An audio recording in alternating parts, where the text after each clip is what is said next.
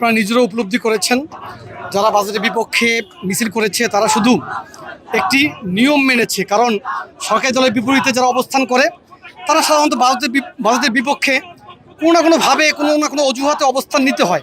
কিন্তু আপনারা লক্ষ্য করেছেন এই বাজেট হচ্ছে প্রতিটি মানুষকে জীবন মান উন্নত করার বাজেট। এই বাজেটটি হচ্ছে তারুণ্য নির্ভর একটি বাজেট। এই বাজেটটি হচ্ছে আমদানিকে নিরুৎসাহিত করে বাংলাদেশে শিল্পকে উৎসাহিত করার একটি বাজেট।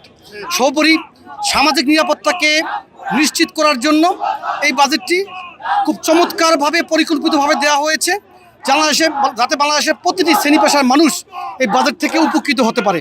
যদিও গত 16 বছর এবং অন্তর্বর্তীকালীন সরকারের যে অর্থনীতির ভঙ্গুর দশা রেখে গিয়েছিল, সেখান থেকে এত অল্প সময়ের মধ্যে ঘুরে দাঁড়ানো অনেক কঠিন। কিন্তু এই সরকারের নেতৃত্বে যিনি রয়েছেন, আমাদের নেতা বিএনপির চেয়ারম্যান, আমাদের সাংগঠনিক অভিভাবক জনাব তারেক রহমান, তিনি এদেশের মানুষের ভাগ্য উন্নয়নের জন্য তিনি নিরন্তর কাজ করে যাচ্ছেন এবং তার প্রতিফলন আমরা বাজারে দেখতে পাচ্ছি। যুবদলকে নিয়ে আপনাদের পরিকল্পনা ছোট্ট করে একটু জানান।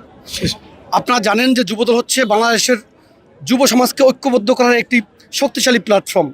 এই যুবদলের ঐতিহ্য রয়েছে, এই যুবদলের ইতিহাস রয়েছে এবং অনুকরণ করার মতো সংস্কৃতি রয়েছে। আগামী দিনে দেশ গঠন করার কাজে যুবদল যে কোনো নির্দেশনা পালন করবে রাষ্ট্রের পক্ষ থেকে, এবং এই উদ্দেশ্যেই আমাদের প্রিয় নেতা বিএনপির প্রতিষ্ঠাতা চেয়ারম্যান জনাব শহীদ রাষ্ট্রপতি জিয়াউর রহমান এই যুবদলকে প্রতিষ্ঠা করেছিলেন এবং দীর্ঘদিন আমাদের প্রিয় নেত্রী দেশনেত্রী বেগম খালেদা জিয়া যুবদলকে নেতৃত্ব দিয়েছেন। তার ধারাবাহিকতায় আমাদের সাংগঠনিক অভিভাবক আজকের মাননীয় প্রধানমন্ত্রী যুবদলকে নেতৃত্ব দিচ্ছেন।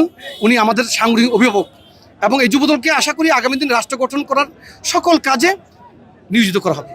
আমরা সবসময় কিন্তু যুবদল সাংগঠনিকভাবে যে কোনো ষড়যন্ত্রের বিরুদ্ধে মাঠে থাকি। আমরা আমাদের সাংগঠনিক সক্ষমতা নিয়ে বরাবরের মতো আগামীতে আমাদের যারা মিথ্যা প্রোপাগান্ডা করছে, যারা ষড়যন্ত্র করছে, তাদের যে কোনো ষড়যন্ত্রের বিরুদ্ধে আমরা মাঠে থাকবো যুবদলকে নিয়ে ইনশাআল্লাহ।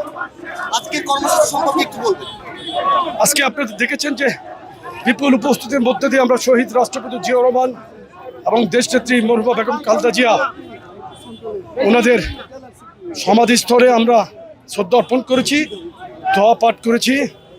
আমরা এখান থেকে শপথ নিয়েছি আমরা আগামীতে যে কোনো অপচক্রের বিরুদ্ধে, অপশক্তির বিরুদ্ধে, যে কোনো মিথ্যাচার অপপ্রচারের বিরুদ্ধে আমরা রাজনৈতিক এবং ডিজিটালি আমরা আমাদের কার্যক্রমকে শক্তিশালী রাখবো। আমাদের যে সাংগঠনিক শক্তি সারা বাংলাদেশে, সেই সাংগঠনিক শক্তিকে আমরা প্রয়োগ করে যুবদলকে প্রত্যেকটি জেলা এবং মহানগরীতে নতুন কমিটি করে সুসংগঠিত করবো ইনশাআল্লাহ। এরপরে আমরা আমাদের প্রত্যেকটি কর্মসূচিকে সাফল্যমণ্ডিত করার জন্য আমরা আমাদের সর্বোচ্চ সাংগঠনিক শক্তি নিয়েই মাঠে থাকবো। আজকে এত উপস্থিতির কারণ কি মনে করছেন? যুব সমাজের যেই বিশ্বাস জনাব তারেক রহমানের উপর, ওনার প্রত্যেকটি আচরণ, ওনার কর্মকাণ্ড, ওনার সাধারণ জীবনযাপন, এতে কিন্তু যুব এবং তরুণ সমাজ, বিশেষ করে ছোট বাচ্চা এবং মহিলারা প্রত্যেকেই ওনার প্রতি অত্যন্ত মুগ্ধ। ওনার রাজনীতিতে, ওনার এই পজিটিভ রাজনীতিরই আজকের এই বই প্রকাশ করেছে এই উপস্থিতি।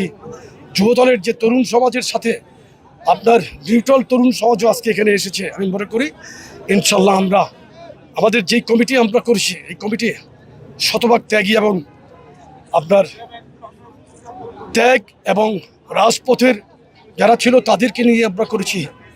তারই আরেকটি প্রতিফলন আজকের এই উপস্থিতি আমি